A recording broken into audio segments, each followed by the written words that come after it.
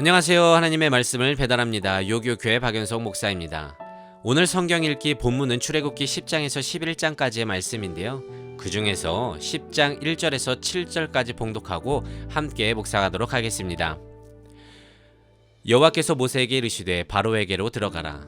내가 그의 마음과 그의 신하들의 마음을 완강하게 함은 나의 표징을 그들 중에 보이기 위함이며 내가 내게 애굽에서 행한 일들 곧 내가 그들 가운데서 행한 표징을 내 아들과 내 자손의 귀에 전하기 위함이라. 너희는 내가 여호와인 줄을 알리라.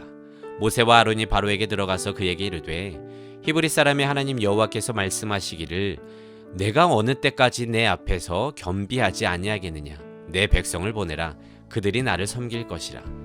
내가 만일 내 백성 보내기를 거절하면 내일 내가 메뚜기를 내 경내에 들어가게 하리니 메뚜기가 지면을 덮어서 사람이 땅을 볼 수 없을 것이라.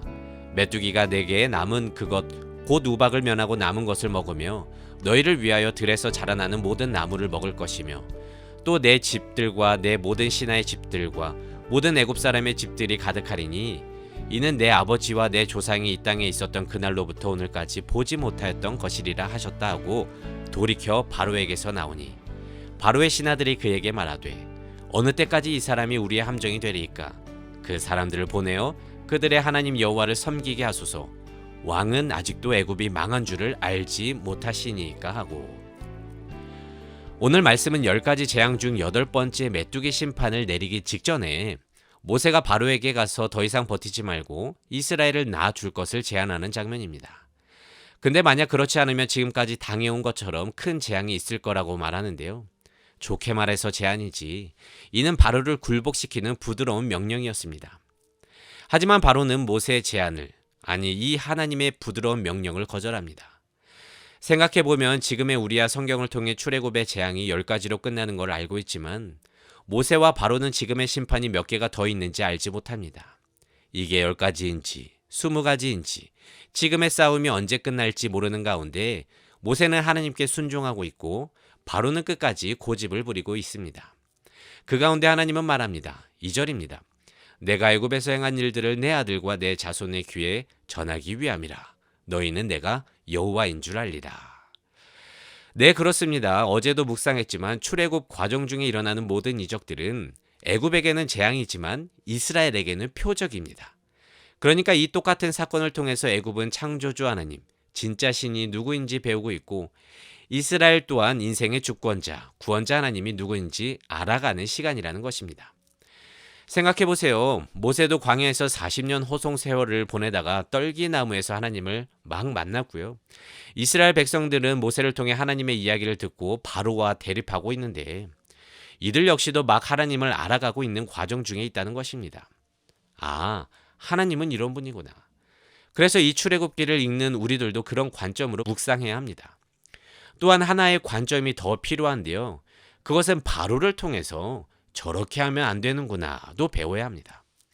특히 오늘 장면은 하나님께서 고통당하는 애굽 백성들마저도 긍휼히 여기시고 메뚜기 심판을 내리기 전에 바로에게 모세를 보내서 이제 그만할 것을 얘기해 주는 것인데 바로는 그 기회마저 고집을 부리면서 제 발로 뻥 차버립니다.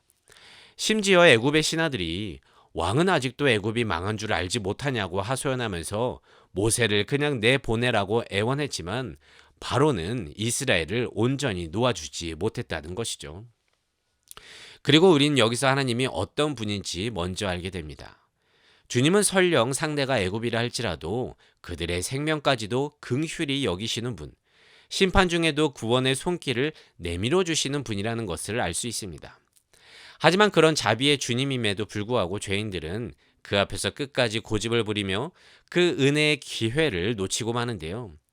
이건 바로만의 얘기가 아닙니다. 우리도 똑같지 않습니까? 죄 중에 빠진 우리에게 얼마나 많은 기회가 주어졌습니까? 하지만 우리는 그걸 외면한 채 회개치 않고 마지막까지 제멋대로 할 때가 많은데요. 오늘의 바로를 통해서 배우기를 원합니다. 하나님 앞에서 고집 부리지 말자. 이와 함께 또 바로를 통해서 배우고자 하는 것은 이기적인 삶을 살지 말자는 것입니다. 보세요. 오늘 바로를 볼 때면 프랑스 혁명 당시 왕비였던 마리 앙뚜아네트가 생각나는데요. 그녀는 배고픈 백성들이 배를 줄이면서 빵을 달라고 소리칠 때 이런 말을 했다고 하죠. 빵이 없으면 케이크를 먹으면 되지 않냐. 이게 말입니까 방구입니까? 얼마나 백성들에게 관심이 없으면 저런 말을 합니까? 물론 이런 말을 했다 안 했다 논란의 여지는 있지만 그건 차치해 두고서라도 남 얘기는 전혀 듣지 않고 나만 괜찮으면 된다고 여기는 이기적인 모습들은 믿는 자의 태도가 아니라는 것입니다. 팬데믹 이후 우리는 내 주위에 관심을 기울이는 걸 극도로 꺼려하는 것 같습니다. 4년간의 거리두기가 평생 배워온 성경 속의 이웃사랑의 진리를 순종하지 못하게 만들었습니다. 그렇게 자기만을 위해 사는 건 어쩔 수 없는 시대가 됐다고 하면서 오직 내게만 집중합니다. 목사님, 나 살기도 바쁩니다. 그리고 이제 남들에게 신경 쓰고 싶지 않다는 말들을 많이 듣게 되는데요. 저는요, 그 감정을 부정하고자 하는 게 아니라 말씀이 그거를 원치 않는다는 것을 말하고 싶은 것입니다. 하나님은 모든 영혼을 긍휼히 여기시며 모든 생명을 귀하게 여깁니다. 그래서 여유 있는 자가 자신의 여유를 베풀면서 함께 살기를 원하는데요. 하지만 지금은 이웃의 호소에도 귀를 막은 채 현대판 바로처럼 살아간다는 것입니다. 근데 그 말로는 모두가 죽고 마는 끔찍한 결과를 맺게 된다는 것을 성경을 통해 알고 있지 않습니까? 그래서 출애굽 재앙을 통해서 하나님이 어떤 분인지 배워가는 것과 함께 바로를 통해서 반면교사 삼아야 한다는 것이 오늘 말씀의 핵심이라는 것입니다. 모든 그리스도인 된 청년 여러분, 믿는 자로서 하나님 앞에서 먼저는 고집 부리지 않기를 원합니다. 그리고 이기적으로 살지 않기를 원합니다. 이게 출애굽 사건 속에서 하나님이 바로를 통해 우리에게 보여주고자 하는 말씀일진데 부디 오늘 하루 이 말씀을 다시금 되새기면서 주어진 인생 속에서 믿는 자로서 말씀대로 구별되이 살아갈 것을 결단하는 모든 믿는 청년들 되시기를 진심으로 소망합니다. 말씀을 묵상하며 내 삶에 적용하기를 원합니다. 혹시 팬데믹 이후 나는 하나님 앞에서 고집을 부리고 있지 않은지, 이기적으로 살고 있지 않은지 나의 신앙을 돌아보고 오직 말씀대로 구별되이 살아갈 믿음을 달라고 기도해 봅시다.